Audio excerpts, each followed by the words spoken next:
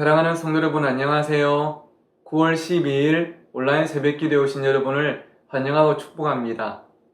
여러분도 아시는 것처럼 이 새벽 설교 영상은 매일 새벽에 실시간으로 올려드린 것이 아니라 그 전날 제가 미리 말씀을 준비하고 찍어서 올려드리고 있는데요. 제가 지금 이 영상을 찍고 있는 이 시간에 밖에서는 비가 오고 있습니다. 그래서 이 목양실에서도 밖에 빗소리가 들리고 있는데 혹시나 이 마이크를 통해서 제 목소리와 함께 또 빗소리가 또 여러분에게도 좀 들리지 않을까 싶습니다. 그래서 평소보다는 이런 조금 더 귀 기울여서 함께 또 들어주시면 감사하겠고요.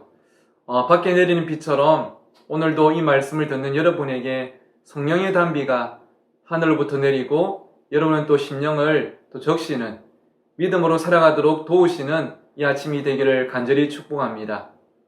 오늘 우리에게 주시는 하나님 말씀은 창세기 43장 16절에서 34절까지입니다. 창세기 43장 16절에서 34절까지 좀 길지만 우리 함께 읽어보도록 하겠습니다. 요셉은 베냐민이 그들과 함께 있음을 보고 자기의 청지기에 이르되 이 사람들을 집으로 인도해 드리고 짐승을 잡고 준비하라. 이 사람들이 정오에 나와 함께 먹을 것이니라. 청지기가 요셉의 명대로 하여 그 사람들을 요셉의 집으로 인도하니 그 사람들이 요셉의 집으로 인도됨에 두려워하여 이르되 전번에 우리 자루에 들어있던 돈의 일로 우리가 끌려드는도다.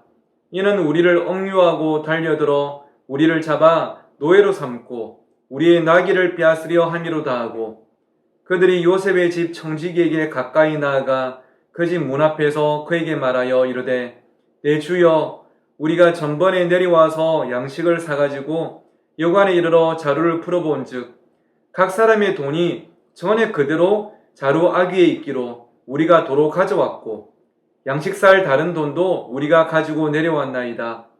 우리의 돈을 우리 자루에 넣은 자는 누구인지 우리가 알지 못하나이다. 그가 이르되 너희는 안심하라. 두려워하지 말라. 너희 하나님 너희 아버지의 하나님이 재물을 너희 자루에 넣어 너희에게 주신 것이니라. 너희 돈은 내가 이미 받았느니라 하고 시몬을 그들에게로 이끌어내고 그들을 요셉의 집으로 인도하고 물을 주어 발을 씻게 하며 그들의 나귀에게 먹이를 주더라.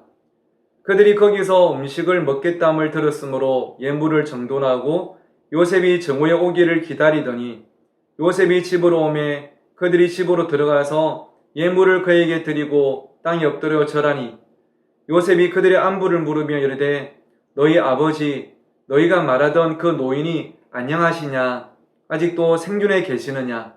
그들이 대답하되 주의 종 우리 아버지가 평안하고 지금까지 생존하였나이다 하고 머리 숙여 절하더라.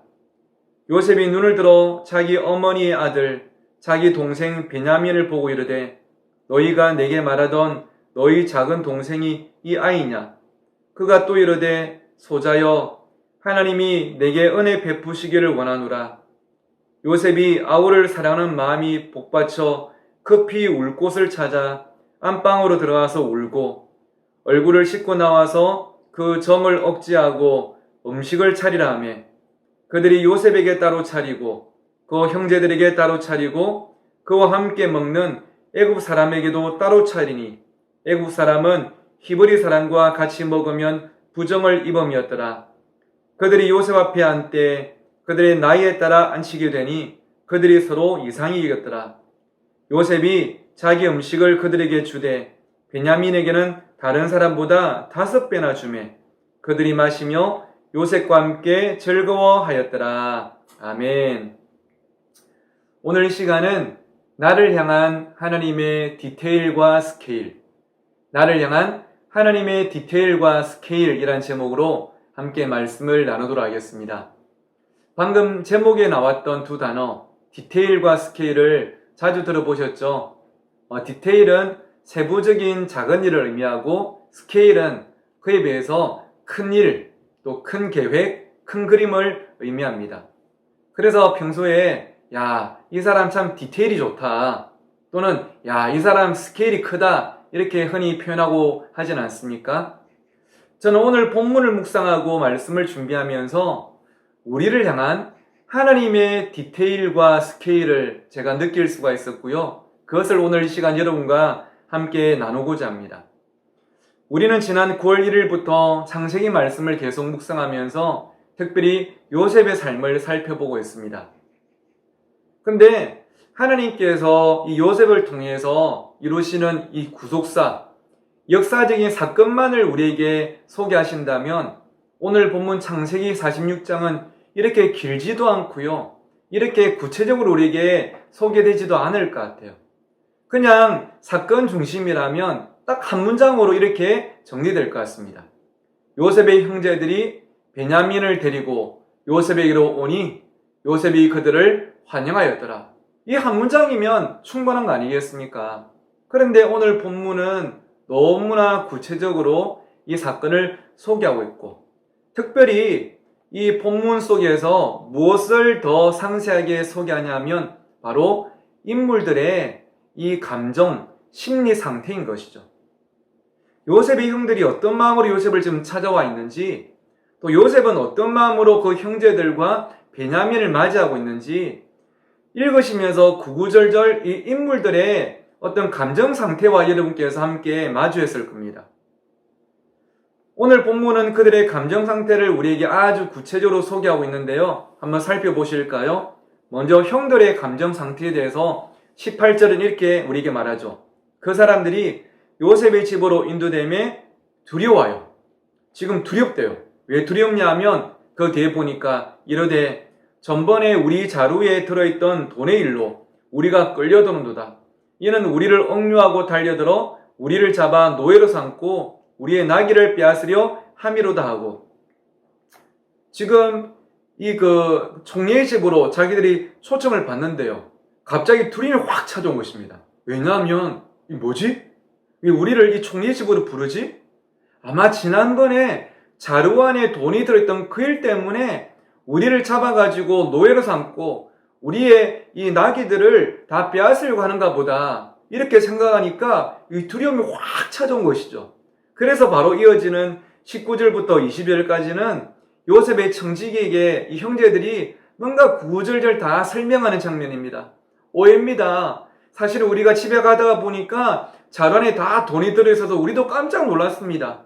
우리가 그 돈 하나도 쓰지도 않았고요. 지금 그대로 가져왔고 곡식을 살 돈을 우리가 더 챙겨서 왔습니다. 그러니까 오해를 풀어달라고 그렇게 구구절절 설명하는 이들의 모습이 참 측은해 보이기까지 합니다.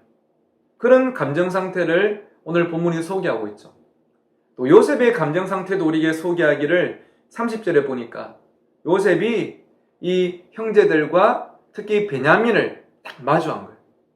그 마음이 어땠냐면 아우를 사랑하는 마음이 복받쳐서, 아시는 것처럼 이 모든 형제들 가운데 요셉과 진짜 한 혈통은 이 막내 베냐민 뿐입니다. 다른 형들은 다 엄마가 다른 이복 형들이고요. 이 베냐민은 요셉 자신과 같은 엄마에게서 태어난 진짜 동생인 거죠. 근데 이 동생이 요셉 앞에 정말로 오래간만에 서 있는 것입니다. 그를 보자마자 감정이 복받쳐서 급히 울 곳을 찾아서 안방에 들어와서 펑펑 울었대요. 그리고 이어지는 31절에 보니까 얼굴을 씻고 나와서 아무 일도 없었다는 듯이 그 정을 억제하고, 또 감정이 올라오는데 그걸 꼭 참으면서 음식을 차리라, 밥 먹자, 이렇게 했다는 것이죠. 이렇게 상세하게 요셉의 감정도 소개하고, 그리고 마지막 34절에서는 요셉과 모든 형제들이 함께 즐거워하고 있다, 이런 그들의 동일한 감정 상태도 우리에게 보여주고 있습니다. 여러분, 제가 이 말씀을 왜 드리냐 하면 하나님은 오늘 본문에서 그들의 사소한 감정 상태와 변화까지도 우리에게 소개하면서 현장감과 생동감을 더하실 뿐 아니라 우리에게 한 가지 메시지를 주십니다. 그것이 무엇이냐면 하나님은 오늘 우리의 사소한 감정과 우리의 상처와 눈물까지도 관심을 가지고 계시며 그것을 이해하시는 분이라는 것입니다. 저는 이것을 하나님의 디테일이라고 표현하고 싶습니다. 하나님은 섬세하시고 꼼꼼하신 디테일한 하나님이십니다. 우리를 사무적으로 대하지 않으시고요. 그냥 큰 역사의 물줄기 가운데 그냥 지나가는 한 어떤 존재로 보지 않으시고 우리의 작은 부분에도 관심을 가지시고 우리를 소중한 존재로 대하시는 분이 우리 하나님이시다. 그것을 보여주는 것이죠. 그것이 얼마나 우리에게 큰 은혜입니까? 평소에도 우리 그렇지 않습니까? 만약에 여러분에게 교회에서 우리 교육자들이나 또는 장로님들이나 구역장님들이 연락이 오셨어요. 근데 이번 주 교회 오실 거죠? 이것만 묻는 거랑 어떻게 지내고 계세요? 요즘 건강은 좀 괜찮으신가요? 예전에 참 그 힘드시는 그 일은 잘 해결이 좀 되셨습니까? 제가 계속 기도하고 있습니다. 이렇게 여러분의 삶에 더 관심을 가지고 표현할 때 더 힘이 나는 게 당연한 거 아니겠습니까?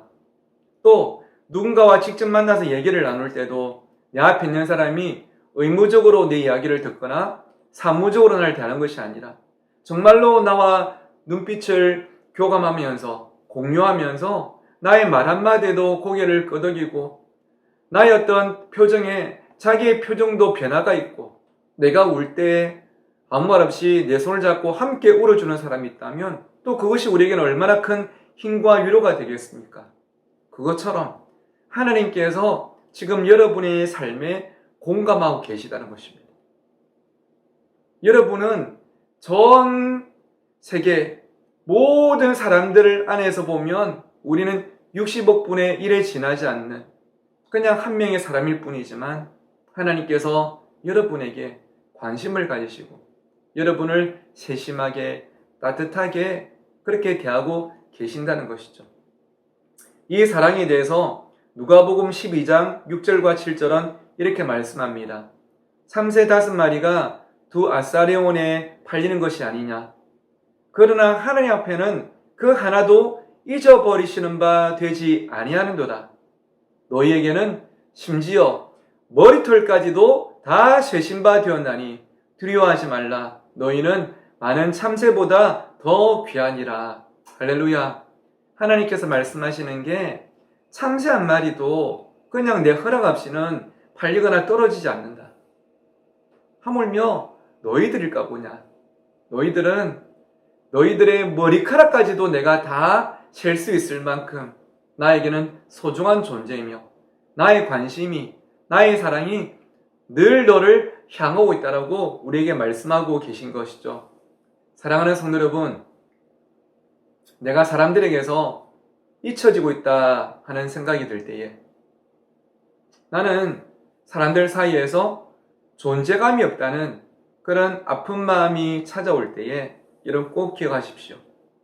하나님은 여러분의 눈물 한 방울에도 여러분의 기쁜 웃음에도 여러분의 말 한마디에도 여러분의 표정 하나에도 관심을 가지고 계시고 여러분의 작은 신음에도 응답하시는 참 좋으신 디테일하신 하나님이십니다.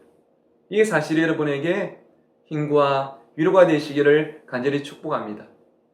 두 번째로 하나님은 디테일한 하나님이기도 하지만 저는 오늘 본 말씀을 묵상하고 살피면서 하나님의 디테일과 함께 발견한 것이 바로 하나님의 스케일이었습니다.